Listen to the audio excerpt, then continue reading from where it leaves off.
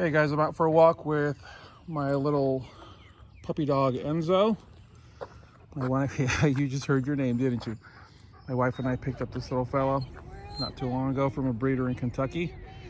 And right now he is on the long Tier 1 Citizen leash that I make. 48 to 62, I believe is what it is, what the measurements are. So when it's collapsed in totally, it's 48 inches. It stretches out to 62 and it does a really good job. Come on. It does a really good job of controlling this little guy.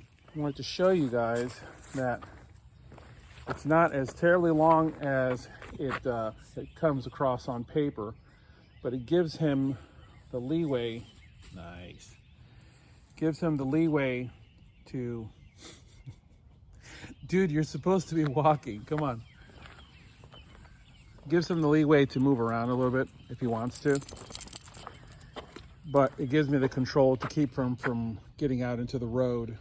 And I used to make these with a Blue Force Gear HK hook, but now I use a just a, your basic clasp with a PVD coating on it that makes it rust resistant, and they're really smooth functioning. Here's a great example of how this leash works really well when my puppy decides he wants to roam into the grass.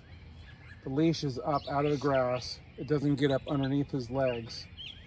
It doesn't get dragged across the ground, which means it doesn't end up in all the dog poop that's on the ground.